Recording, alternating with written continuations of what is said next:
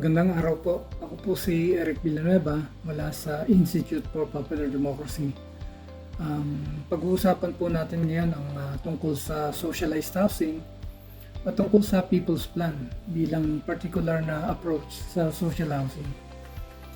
Yung daloy po natin, didefine po natin ano yung social housing, sino-sino mga nangangailangan dito, ano na yung mga tipo ng socialized housing, ano yung People's Plan, paano magbubuo ng People's Plan,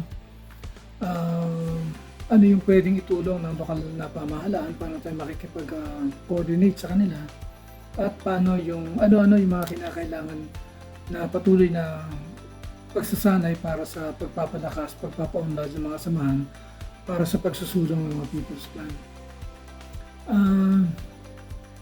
Una po yung socialized housing, siguro sa pinakasimple, yung socialized housing ay pabahay na iniakma natin para sa mga may hirap na pamilya na wala pang bahay. No? Iniakma dahil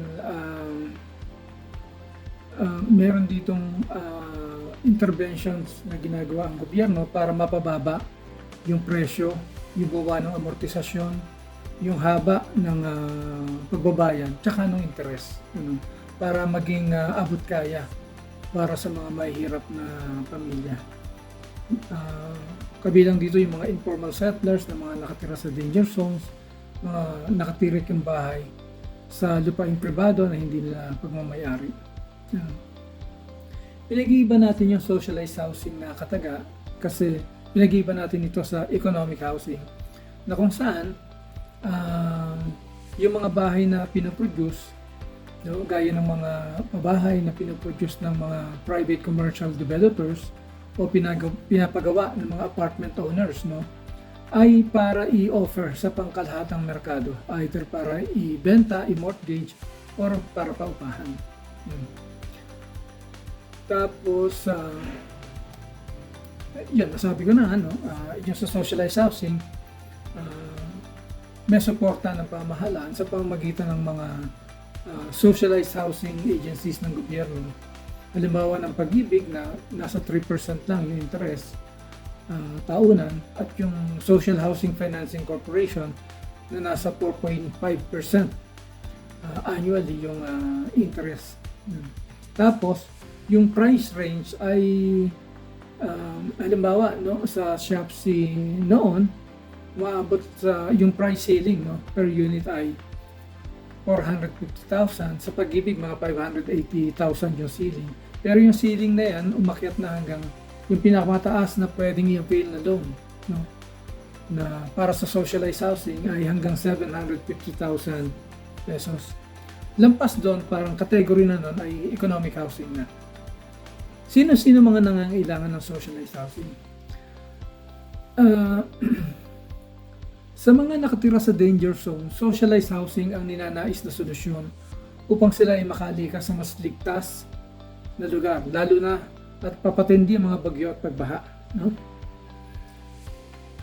May mandamus ruling din ang Supreme Court na nag-aatas sa iba't ibang ahensya ng gobyerno, kabilang na mga local governments, na linisin ang mga dayluyan ng tubig. Kaya kailangan ilikas sa socialized housing ang mga naninirahan sa waterways. Ibig sabihin, yung kailangang pagpapalikas sa mga nakatira sa danger zones ay isang malaking source ng pangangailangan para sa socialized housing. Mula sa point of view ng mismong kailangang ilikas, yung mga informal settlers, at sa point of view din ng mga kailangang magpalikas, yung mga local governments, MMD at iba pa na inatasan sa ilalim ng mandamus. Kagyat din na nangangailangan ng socialized housing ang mga mahihirap na pamilya na apektado ng proyektong pang-infrastruktura, mga sinalanta ng kalamidad at sunog, at yung mga apektado ng court-ordered demolitions. Karaniwan ang inilalako ng pamahalaan sa kanya ang mga pabahay sa resettlement sites na itinayo ng National Housing Authority o NHA. So, for whatever reason, bigla kang nawala ng bahay at isa kang mahirap na pamilya, Ang karaniwang solusyon ng lokal na pamahalaan, katulong yung National Housing Authority, ay ilipat ka doon sa available na mga housing units sa mga resettlement sites ng National Housing Authority. O kaya bigyan ka ng ayuda para makabalik ka na lang sa probinsya. Yun po. Ngayon, kung sila po ay mga informal settlers na ang bahay ay nakatirik sa mga pribadong lupa, na naisin din po nila ang socialized housing upang mabili nila yung lupa at maging regular yung ayos, yung subdivision plan nila sa kanilang lugar. At nang sa gayon, mawala na yung palagi ang banta sa kanila ng demolition mula sa pribadong may-ari ng lupa. Ito po, ano po yung mga tipo ng socialized housing? Ang pinakamalaking bahagi ng pabahay na sosyalisado ay isinasagawa, pinopondohan, at iginagawad ng gobyerno sa mga nangangailangan ito, sa mga mahihirap, sa mga informal settlers. At mga gaya ng mga pampublikong ahensya rin, bukod sa lokal na pamahalaan, mga pampublikong ahensya ang gumagawa at nagsasagawa ng sosyalisadong pabahay. Kung gobyerno din ang namamahala ng proyektong pabahay, pinagawa nila, dinevelop, pinagawa, tapos sila pa rin yung nagmamanage hanggang sa nauukupahan na yung housing project na ipinagawa. Tinatawag din natin ito na public housing. Halimbawa, yung mismong resettlement sites ng NHA ay tinatawag natin yan na public housing. Kahit na supposedly rent to own or amortize to own yung arrangement diyan. Kasi NHA yung namamahala sa estate, sa lugar, sa community. Tapos maging yung mga rent to own housing at saka yung mga public rental housing na pinamamahalaanan ng mga local governments, gaya ng sa Pasig City at sa Valenzuela City. Yung public rental housing sa Disciplina Village sa Valenzuela City ay isang halimbawa din ng public rental housing. Sa particular, yung resettlement program ng NHA ay nakatuon sa mga taga-danger zone, mga apektado ng sunog at kalamidad, at mga apektado ng proyektong infrastruktura. Nasabi na natin yun. Hindi lahat ng socialized housing ay public housing.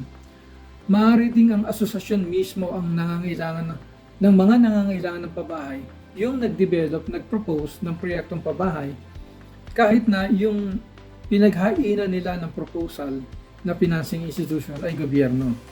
So kahit na gobyerno yung nagpondo, basta sila nag-develop, at sila yung namamahala, hindi public housing yung kategorya natin dito.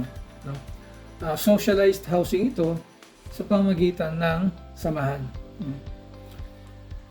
Halimbawa, yung mga informal settlers sa pribadong lupa, kung sila yung mismong nagtutulak ng socialized housing, nagpanukala na pondohan ito, karaniwan ay sa ilalim ng Community Mortgage Program ng Social Housing Financing Corporation. Yan, isang halimbawa na binabanggit natin. Kasi yung community association, yung mismong in charge sa management ng housing project. Naghain din ang mga nakatira sa danger zone sa pamamagitan ng kanilang community association, mga homeowners association, mga housing cooperatives, ng mga informal settlers sa danger zones. Naghain sila ng mga in-city at near-city housing proposal, dinali nila sa Social Housing Finance Corporation, at napondohan sa ilalim ng tinatawag na High Density Housing Program, at sa pamamagitan din ng Community Mortgage Program ng SHOPC.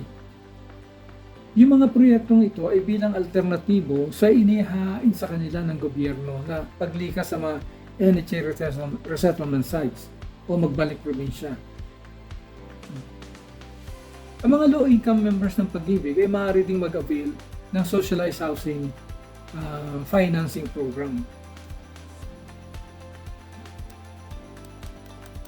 So, sa ganitong kaso, kay SHOPC, kay Pag-ibig yung nag-fund, no, community associations yung in charge, no? Yung owner in fact ng housing project.